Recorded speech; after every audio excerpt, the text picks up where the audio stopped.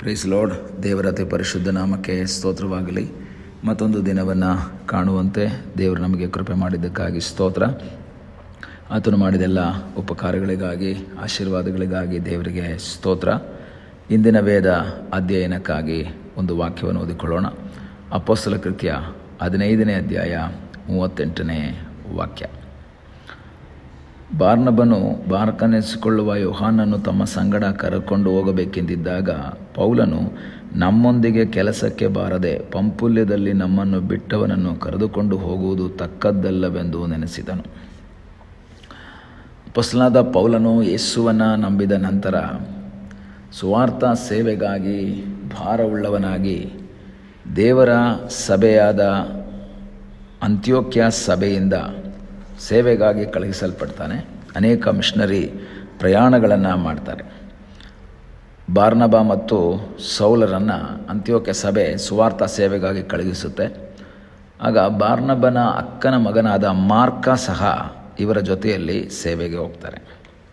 ಆದರೆ ಸ್ವಲ್ಪ ಮುಂದೆ ಹೋದ ನಂತರ ನಾವು ನೋಡಬೇಕಾದ್ರೆ 13ನೇ ಅಧ್ಯಾಯ 13ನೇ ವಾಕ್ಯ ಓದಬೇಕಾದ್ರೆ, ಯೋಹಾನನು ಅವರನ್ನು ಬಿಟ್ಟು ಹಿಂದಿರುಗಿ ಯೆರೂಸಲೇಮಿಗೆ ಹೋದನು. ಯೋಹಾನನು ಅಂದರೆ ಮಾರ್ಕ. ಇವನಿಂದಿರು ವಾಪಸ್ ಹೋಗ್ಬಿಡ್ತಾನೆ. ನನಗಾಗಲ್ಲ ಅಂತನೋ, ಅಥವಾ ಆರೋಗ್ಯ ಸಮಸ್ಯೆನೋ, ಅಥವಾ ಸೇವೆಗೆ ಇಷ್ಟೆಲ್ಲ ಕಷ್ಟ ಅಂತನೋ, ಏನೋ ಸಮಥಿಂಗ್, ಏನು ಪ್ರಾಬ್ಲಮ್ ಅಂತ ನಮಗೆ ಗೊತ್ತಿಲ್ಲ. ಅವನು ವಾಪಸ್ ಹೋಗ್ಬಿಡ್ತಾನೆ. ವಾಪಸ್ ಹೋಗ್ತಾರೆ. ಇವರ ಫಸ್ಟ್ ಮಿಷನರಿ ಪ್ರಯಾಣ ಮುಗಿಸ್ತಾರೆ. ಸ್ವಲ್ಪ ದಿನಗಳ ನಂತರ 2ನೇ ಮಿಷನರಿ ಪ್ರಯಾಣಕ್ಕೆ ಹೊರಡುವಂತಹ ಸಿದ್ಧತೆಗಳನ್ನು ಪೌಲ ಮತ್ತು ಬಾರ್ನಬ ಮಾಡ್ಕೊಳ್ತಾರೆ. ಮತ್ತು ಈಗ 2ನೇ ಮಿಷನರಿ ಪ್ರಯಾಣಕ್ಕೆ ಹೊರಡುವ ಪ್ಲ್ಯಾನ್ ಬಂದಾಗ ಬಾರ್ನಬ ಈ ಯೋಹಾನನ ಅಕ್ಕನ ಮಗನನ್ನು ಕರ್ಕೊಂಡು ಹೋಗಬೇಕು ಅಂತ ಪ್ಲ್ಯಾನ್ ಮಾಡ್ತಾನೆ. ಆದರೆ ಪೌಲ ಹೇಳ್ತಾನೆ, ಬೇಡ ಅವನು ನಮಗೆ. ಯಾಕೆಂದರೆ ನಮ್ಮೊಂದಿಗೆ ಬಂದು ಪಂಪುಲ್ಯದಲ್ಲಿ ನಮ್ಮನ್ನು ಬಿಟ್ಟು ಹೋದವನನ್ನು ಕರ್ಕೊಂಡು ಹೋಗೋದು ಸರಿಯಲ್ಲ. ಅವನು ನಮ್ಮ ಜೊತೆ ಬರಲಿಲ್ಲ, ನಮ್ಮ ಸೇವೆಗೆ ಬರಲಿಲ್ಲ, ಅರ್ಧಕ್ಕೆ ಬಿಟ್ಟು ಹೋದ. ಮತ್ತೆ ಕರ್ಕೊಂಡು ಹೋದರೆ ಅದೇ ಥರ ಆಗಬಹುದು. ನನ್ನ ಅಭಿಪ್ರಾಯದಲ್ಲಿ ಈ 1ನೇ ಮಿಷನರಿ ಪ್ರಯಾಣದಲ್ಲಿ ಬಾರ್ನಬ ಹೋಗಿ ಅಲ್ಲಿನ ಸೇವೆಯ ಅನುಭವಗಳನ್ನೆಲ್ಲ ಹೇಳಿದಾಗ ಮಾರ್ಕ ತಿಳ್ಕೊಂಡಿರ್ಬೋದು, ಒಳ್ಳೆ ಚಾನ್ಸ್ ನಾನು ಮಿಸ್ ಮಾಡ್ಕೊಂಡನಲ್ಲ. ಅಂಕಲ್ ನೆಕ್ಸ್ಟ್ ಟೈಮ್ ಹೋದಾಗ ನನಗೆ ಹೇಳಿ, ಈ ಸರಿ ನಾನು ಮಿಸ್ ಮಾಡಲ್ಲ, ನಾನು ಬರ್ತೀನಿ, ನಾನು ಅರ್ಧಕ್ಕೆ ಹೋಗಲ್ಲ ಅಂತೆಲ್ಲ ಬಾರ್ನಬನನ್ನು ಕನ್ವಿನ್ಸ್ ಮಾಡಿರ್ಬೋದು ಮಾರ್ಕ. ಬಟ್ ಪೌಲನ್ಗೆ ಅದಿಷ್ಟ ಆಗಲಿಲ್ಲ.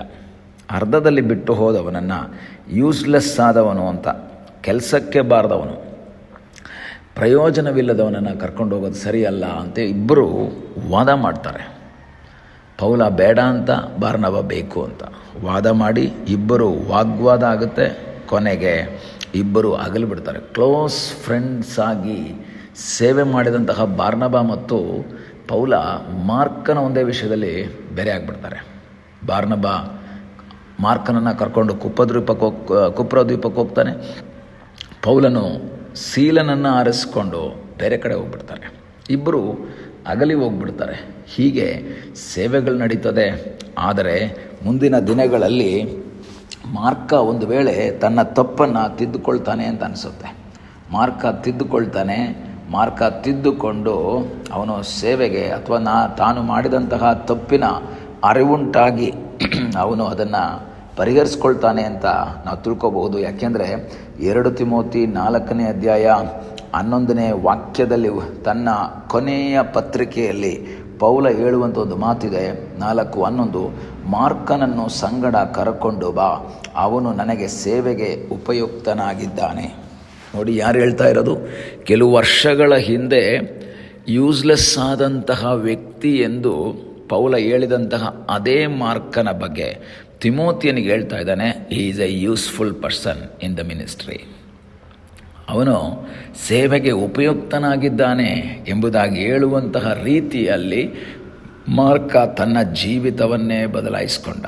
ಪ್ರಿಯ ದೇವರ ಮಕ್ಕಳೇ, ಇಂದು ನನ್ನನ್ನು, ನಿಮ್ಮನ್ನು ಒಂದು ವೇಳೆ ಜನರು ನೋಡಿ ಇವನು ಯಾವುದಕ್ಕೂ ಪ್ರಯೋಜನವಿಲ್ಲದವನು, ಇವನು ಯೂಸ್ಲೆಸ್ ಅಂತ ಹೇಳಿ ನಿನ್ನನ್ನು ತಿರಸ್ಕರಿಸಿದರೆ ನಿರಾಶೆ ಪಡಬೇಡ.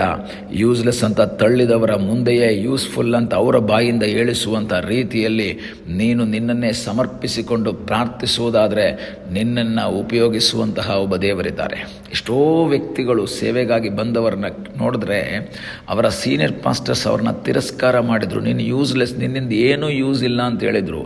ಯಾಕೆಂದರೆ ಒಳ್ಳೆ ವಿದ್ಯಾಭ್ಯಾಸ ಇರಲ್ಲ, ಒಳ್ಳೆ ವಾಕ್ ಸಾಮರ್ಥ್ಯ ಇರಲ್ಲ. ಆದರೆ ದೇವರ ಸನ್ನಿಧಾನದಲ್ಲಿ ಸಮರ್ಪಿಸುವಾಗ ನಮಗೆ ವಿದ್ಯಾಭ್ಯಾಸ ಅಲ್ಲ ಮುಖ್ಯ, ವಾಕ್ ಸಾಮರ್ಥ್ಯ ಅಲ್ಲ ಮುಖ್ಯ, ವಾಕ್ ಚತುರತೆ ಅಲ್ಲ ಮುಖ್ಯ, ದೇವರ ಕೃಪೆ ನಮಗೆ ಮುಖ್ಯ. ಈ ದಿವಸಗಳಲ್ಲಿ ನಮಗೆ ಹೇಳೋಣ, ಕರ್ತನೇ ನನ್ನನ್ನು ಉಪಯೋಗಿಸಪ್ಪ. ಯೂಸ್ಲೆಸ್ ಆದಂತಹ ನನ್ನನ್ನು, ಕೆಲಸಕ್ಕೆ ಬಾರದಂತಹ ನನ್ನನ್ನು, ಗಣನೆಗೆ ಬಾರದಂತಹ ನನ್ನನ್ನು ಗಣ್ಯ ಮಾಡುವಂತಹ ದೇವರು, ಯೂಸ್ ಮಾಡುವಂತಹ ದೇವರು ನೀನಾಗಿರುವುದಕ್ಕಾಗಿ ನಿನಗೆ ಸ್ತೋತ್ರ. ತಿರಸ್ಕರಿಸಲ್ಪಟ್ಟಂತಹ ವ್ಯಕ್ತಿಗಳನ್ನು ಉನ್ನತ ಮಟ್ಟಕ್ಕೆ ಏರಿಸುವಂತಹ ಒಬ್ಬ ಸರ್ವಶಕ್ತನಾದ ಒಬ್ಬ ದೇವರಿದ್ದಾನೆ. ಈ ದಿವಸ ಕರ್ತನಿಗೆ ಹೇಳು, ಕರ್ತನೆ ಆ ಯೂಸ್ಲೆಸ್ ಆದಂಥ ನನ್ನನ್ನು ಯೂಸ್ಫುಲ್ಲಾಗಿ ಮಾಡು. ಮಾರ್ಕ ಯೂಸ್ಲೆಸ್ ಅಂತ ಪೌಲ ಹೇಳ್ತಾನೆ, ಈಗ ಅದೇ ಪೌಲ ಹೇಳ್ತಾನೆ ಈಸ್ ಎ ಯೂಸ್ಫುಲ್ ಪರ್ಸನ್ ಅಂತ. ಆ ರೀತಿಯಲ್ಲಿ ನಮ್ಮನ್ನು ಉನ್ನತಕ್ಕೆ ನಡೆಸುವಂತಹ ಒಬ್ಬ ದೇವರಿದ್ದಾನೆ. ಆದರೆ ನಾವು ಆತನ ಕೈಗಳಿಗೆ ತಗ್ಗಿಸಿಕೊಂಡು ತಪ್ಪುಗಳನ್ನ ತಿದ್ದಿಕೊಂಡು ದೇವರ ಚಿತ್ತವನ್ನು ಮಾಡುವಂತೆ ದೇವರು ನಮಗೆ ಸಹಾಯ ಮಾಡಲಿ. ಪ್ರಾರ್ಥಿಸೋಣ. ನಮ್ಮನ್ನು ಬಹಳವಾಗಿ ಪ್ರೀತಿ ಮಾಡುವ ಪರಲೋಕದ ತಂದೆಯಾದ ದೇವರೇ, ಈ ಸಮಯಕ್ಕಾಗಿ ಸ್ತೋತ್ರ. ಮತ್ತೊಂದು ದಿವಸ ದೇವರೇ ನಿನ್ನ ಸನ್ನಿಧಾನದಲ್ಲಿ ನಾವು ಸೇರುವ ಹಾಗೆ ನೀನು ನಮಗೆ ಸಹಾಯ ಮಾಡಿದೆಯಪ್ಪ. ನಮ್ಮನ್ನು ದೇವರೇ ಯೂಸ್ಲೆಸ್ ಅಂತೇಳಿ ತಿರಸ್ಕಾರ ಮಾಡುವಂತಹ ಆ ಜನರ ಮಧ್ಯದಲ್ಲೂ ಸಹ ನಮ್ಮನ್ನು ಯೂಸ್ಫುಲ್ಲಾಗಿ ಮಾಡುವಂತಹ ದೇವರು ನೀನಾಗಿರುವುದಕ್ಕಾಗಿ ಸ್ತೋತ್ರ. ನಮ್ಮನ್ನೇ ನಿನ್ನ ಪಾದಗಳಿಗೆ ಸಮರ್ಪಿಸುತ್ತೇವೆ. ಪ್ರಾರ್ಥನೆಯನ್ನು ಕೇಳಿದ್ದಕ್ಕಾಗಿ ನಿನಗೆ ಸ್ತೋತ್ರ. ಯೇಸುವಿನ ಮುದ್ದಾದ ಹೆಸರಿನಲ್ಲಿ ಬೇಡಿಕೊಳ್ಳುತ್ತೇವೆ ನಮ್ಮ ಪ್ರೀತಿಯ ತಂದೆಯೇ. ಆಮೇನ್. God bless you.